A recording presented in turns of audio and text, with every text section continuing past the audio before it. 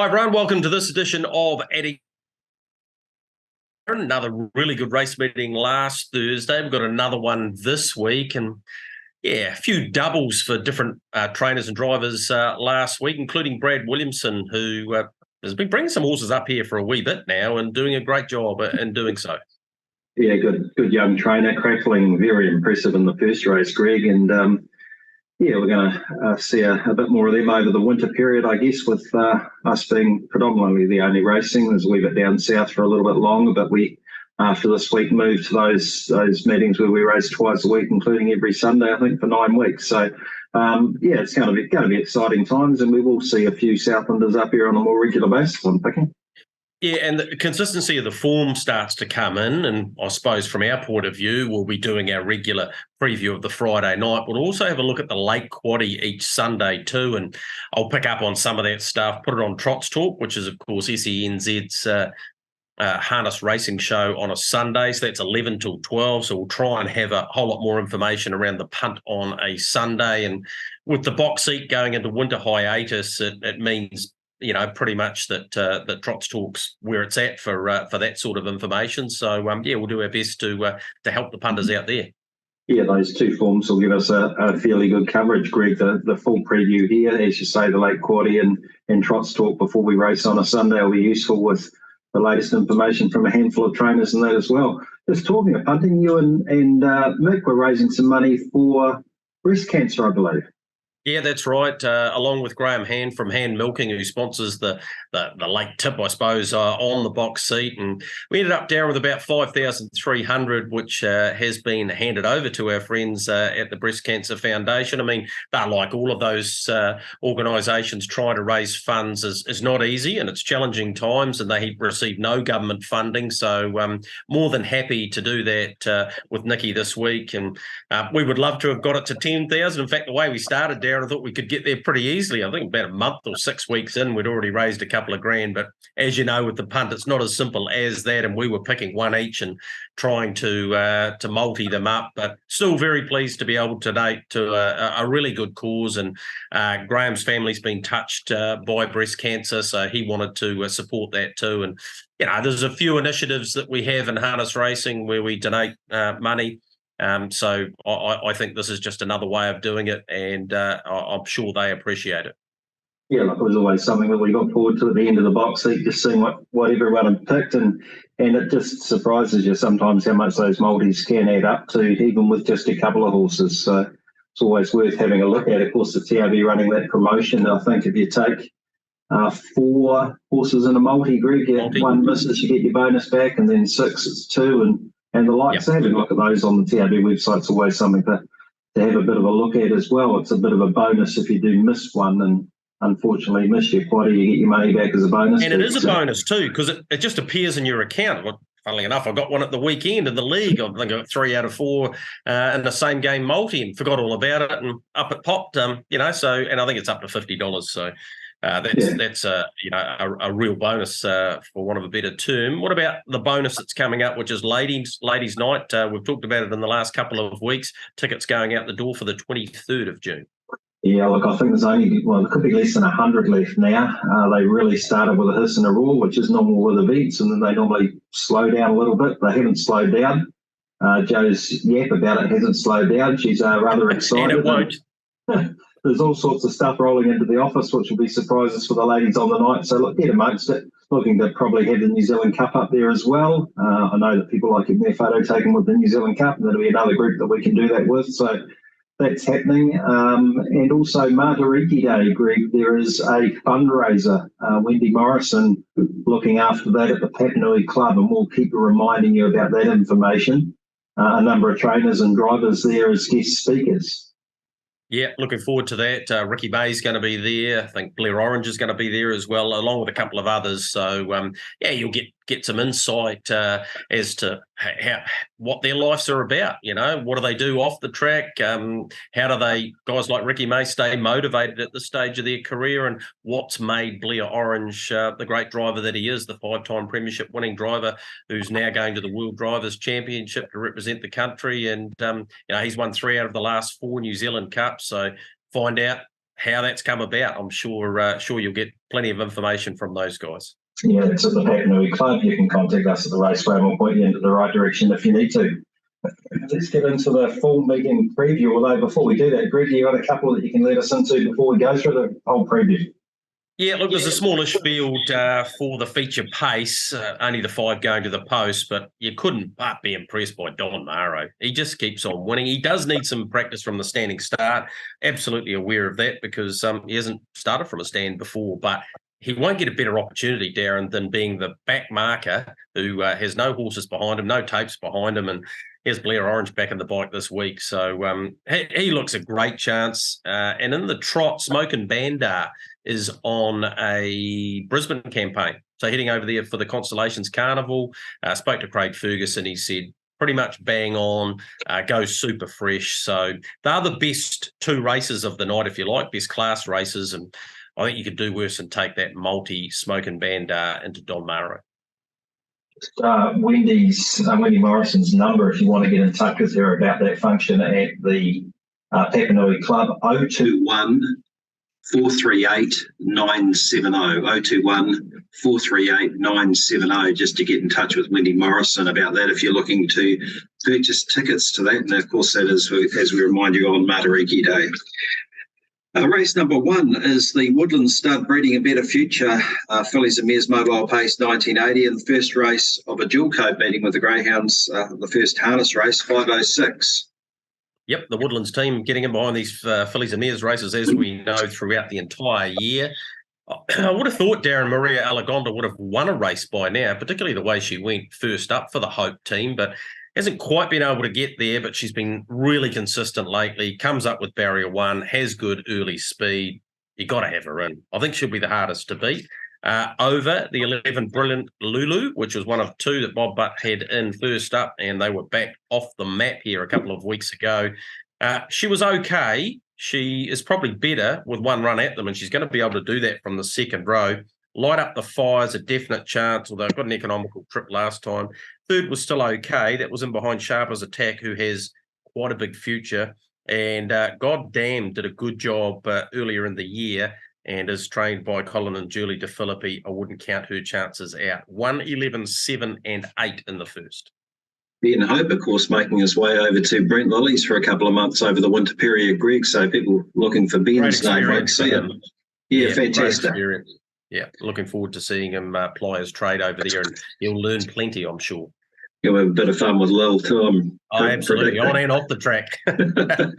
Race number 2 is the first leg of the early quaddie, NZB Standardbred Mobile Pace 1980, 5:36, and of course the Standardbred industry through New Zealand Bloodstock just wrapped up the Wheeling sale, Brett. Yeah, they did. There was another very good sale. It's not a funny sale, but it's become far more prominent than I suppose anyone would have really expected.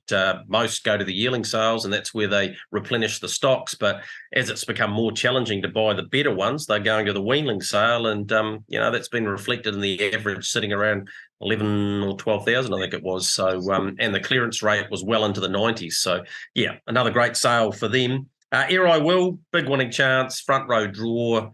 That's what will give it the advantage, I think. Trained by Mark Jones, Sam Otley doing the driving. Magic Dash has to come from the outside of the second row. I probably would have them round the other way if they were drawn round the other way. So it wouldn't surprise me if Magic Dash was able to win, though. This is a race that he should be able to take care of. So 6-13, 13-6, either way those. Brother Love, first up win, excellent. Wouldn't think that it wouldn't need to improve much off that. That was at Rangiora, but outside of the front row, it won't be easy from there. And Hot Saucy Betty is racing really well at the moment. Last start second was in behind What the Bell. We talked about that race last week and her being the only maiden in it against horses that have won 10 races. What about beat them, What the Bell? And did it really nicely, which I think is a clear indication of how far What the Bell might end up going. But in this race, 6-13, 9 and 4. A couple of trainers really on fire at the moment, aren't they? Mark Jones in particular winning with all sorts of horses all over the country. And Gavin Smith having a really good run at the moment as well with his team, predominantly located at Woodend Beach now. So, yeah, a couple of trainers doing a really good job, and they've got a lot of horses leading into the winter period for us. Race number 3 is the Hydroflow Mobile Pace 1980, 6:06. Yeah, Wind Me Up's been racing really well. Got that heat win and then second in the final behind Sweet Coco. It's got to be a great form line. Sweet Coco's immensely talented. So I reckon from the good barrier draw of 2, why not again? Wind Me Up to beat Stella Arden, who flatters to deceive at times, but it's the right sort of race for Stella Arden. I reckon it's got a good winning chance, the Nearby Better's Delight for Grant Payne. The 5 Victor Bravo, wind it back this time last year, really found his form. So I expect him to be pretty competitive in this. And once we get into those 2 meeting weeks, he's the sort of horse you can follow. And Sports Babe trialled okay recently, just in behind them. The 5th of 5, you look at that without seeing the video and go, not sure about that. But it was pretty close up in that trial. So that was in behind Ebury Street, who has a big chance this week. So 2, 7, 5 and 8 for me. Race number 4, Ladies' Night is back, 23rd of June, so don't forget that date. Handicap pace, 2600, 636, addington.co.nz. Follow your nose there for the Ladies' Night tickets. Ventura, really good here last time, was backed off the map to win first up down at Invercargill and just got it wrong, but was in front very quickly last time. And yes, it has to start from the unruly, but if he is able to catch it, then he'll be somewhere near the lead again and will be very hard to beat. Ebury Street, who I just mentioned before, was trialled up really nicely. Tom Bamford trains this one. Nearby Better's Delight. Those trials have been good enough to suggest a first-up win is not beyond her ability. Chance on Me, put a couple together early on, and since then, a couple of runs back, just not quite as at the same sort of level, but has trialled and won at the trials since then. Leo O'Reilly, really good horseman, so you never want to discount him. And the Coleman's trialled nicely recently too. Charged home in that Ebury Street most recent trials. He's a nice wee horse, the Coleman. He's going to win more races this time in, I believe, and I don't know that he can win first up, but the way he trialled, he's pretty forward, so don't be leaving him out. 12, 10, 13 and 18. Race number 5 is the Paul Renwick Joinery Mobile Trot, 1980, 706. Yeah, Smoking Bandar mentioned him before on his way to Brisbane, where he's going to be very competitive. Leaves the machine really quickly, so I expect him to go forward. There's a few that do, though. Clyde definitely gets out, the Dominator from the same stable, of course, of Donna Williamson. So there'll be a bit of speed nice and early. TK Megastar races really well from behind the gate too. And Miss Alyssa, you can never count her out. Every time you think, oh yeah, leave Miss Alyssa out this week, she'll come back and bite you, so to speak. 6, 7, 8 and 3 the way I went, but Spider Moment, TK Megastar, Light Up the Moon, Winberg watching good form. It's a good race, Darren, and great to have Paul Renwick behind this. Of course, he sponsors our feature trotting race of the year, the Renwick Farms Dominion, which, as we know, last November, it was a classic. Yeah, huge supporters of Addington Raceway with Renwick Farms and the joinery and signage and everything else. Talking of huge sponsors, our biggest sponsor, IRT. Race number 6, IRT, Your Horse, Our Passion. It definitely is their passion, looking after the horses, Greg.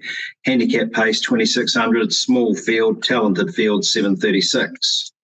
Yeah, look, they're just great supporters. Caught up with them at the Weanling sale as well. They're very busy, and without the huge input that we have here at Addington Raceway, we'd be struggling at times. And they just love the joint. They love the big race day, of course, and it's great to have their name associated with a small field, but a talented one. Don Morrow for me on top. I expect him to be able to step away. Particularly with those reasons I gave you before about no horses being around him. He needs to learn to step away because a lot of the racing that's coming up for him, particularly once we get into the spring, will be from the stand. He's really talented. You don't win 7 of 13 if you're not. And Blair Orange is back in the bike on Thursday night. So he's a great chance. Art Attack. He's just a remarkable horse, isn't he? He's been beautifully placed throughout his career. Yeah, he was probably disappointing in the Country Cup's final, but he's bounced back from those, being placed in the right sort of races. And, well, he'll probably press forward and grab the lead at some stage, and he'll keep running and trying to run through brick walls. He's won a Cheviot Cup on this track doing exactly that, and he'll be right in this again. American Me gets in off the front. It's been chasing them from Mark. So, it'll be right amongst it too. And Deny Everything's a really interesting run. It hasn't been seen in a couple of years or close to it. did a lot in its early stages of its campaign. Trained by Mark Jones, trolled up okay. Might need a run, but there's no doubt the talent's there. And then you got Jack Tarr. You could actually make a case for every runner in the field, Darren, but I'll have them 6, 5, 2 and 1. And I want to see what Don Maro does from a stand with a view to, the spring races coming up. We've talked about Mark Jones's placement with his horses in the past, Greg, and Art Attack, he's won 15 races and $163,000. He's only 5. Yeah. Yeah, no, he's been an incredible performer. Race number 7 is the Avon City Ford Mobile Pace, first leg of the late quaddie, 1,980 metres, 8:06. Speaking of horses that won 15 races, Warlock's in that category, and Darren, the way he's been racing, like, I know it's tempo related, and he's going to need it to be, run along a pretty quick bat here, and then he gets one run at them, but he can win this race, especially on his last run. Like, his ultimate racebook figures were really strong, and I can see him winning this and not surprising at all. He's in the right grade, isn't he? For a horse that's won 15 races, this is a 52-60, and the closest to him is Arizona Wildcat with at rating of 56. So, yeah, 209,000 too, Greg. He's won 209,000. He comes off the unruly here, but of course a wee bit unlucky that it's a pref draw, so he's drawn wide, so it sort of negates that. But as you say, 15 races, $200,000. Yeah, exactly. And he's just a neat horse, and he's just a follow speed great. And he's a horse that won the aged pace, didn't he, at Kaikoura, and upset them at 50-1. So, he can win this. Absolutely, he can win it. I'll go for him on top. He's no good thing. You know what you get with Warlock. You need the race to work out, but he can win it. Adesanya has won a couple of races, so he's got a wee bit to catch up Warlock, but he's talented, and he'll be in this. Oneiden Hurricane, don't mind his chances. Blair Orange, Ken Barron, nice draw, and Evangelist, who was in the right race last time. Had to be brave, though.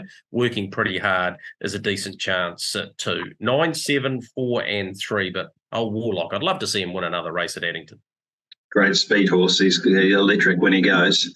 Race number 8 is the Tyre General Mobile Pace 1980 at 8:36. The Tyre General involved with the Raceway in particular, sponsors of the About Now Fillies and Mares Trot now, Greg.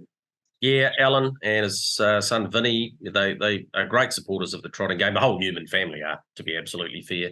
And it's just terrific to have them sponsoring here at Addington Raceway. They've got a sign on the fence, and they race a whole lot of horses. Highgrove's back, I think, at the stables too, which is really great to hear. He goes okay. It just goes okay. Yeah, I think won a Northern Derby about this time last year. Great horse, really good horse, and hopefully we'll get to see him back at his best. Fernetti's on debut for the Dalgettis. Carter doing the driving, has trialled nicely, has plenty of breeding about it. I think it could be a first-up winner. I'll go for it on top from the handy draw of 5 to beat Franco Messi, who's trained by Brent and Tim White. They continue to be a strike rate stable you have to respect. First up run, good Ashburton. Okay here last time. Can improve off that, I think, and therefore it's a chance. Scarlet's Legacy from a handy barrier draw. Expect her to be a decent chance in this. And the other one I gave a chance was Vatican Green. It's a tricky sort of a race, but I've left out Classic Mission, who's up from Brad Williamson's barn. But yeah, I'll go 5, 6, 3 and 11, but I think Fernetti can win on debut. I spotted number 9, Creed. It's come up with an awful draw, Greg, but it was originally nominated for the Champion Stakes at Ashburton, albeit it's a maiden. Obviously going okay at the good too. Yeah, won a good race here last time. Race number 9 is the Original Sin Mobile Pace 1980, part of the Oxford Group Hotels that are sponsors here at the Raceway, 9:06. Yeah, I think Carter Dalgetty and Cran and Chrissy can go back to back here, because I reckon Watermelon Sugar will go close to winning. Excellent win here a couple of weeks ago. I'm pretty sure it was scratched last week. Not too sure why, but anyway. 2 to second row, I reckon will suit. It just monstered them last time. I reckon it can do it again. Watermelon Sugar to beat Ain't No Angel, who was very brave here last week. Mobile conditions suit. Wouldn't. If it gets in front of Watermelon Sugar, it might even take some catching. So she has a bit of a mind of her own, but she definitely has a motor, the daughter of Raging Bull. Dance with the Boss is first up, won its second start. It did that in really good style, has trialled nicely too. Matt Purvis doing a great job, as we know. And Franco Hoffman, that bloke Rochford, the king of Kaikoura. Every time you think Franco Hoffman is maybe had enough, he bounces back, and he bounced back his last two, and he was very good here last week. That was in behind Franco Sinatra, who is very talented. 11, 7, 2 and 6. Last race on the card is race 10, the first direct taxis mobile pace, 1980, and this one at 9:36.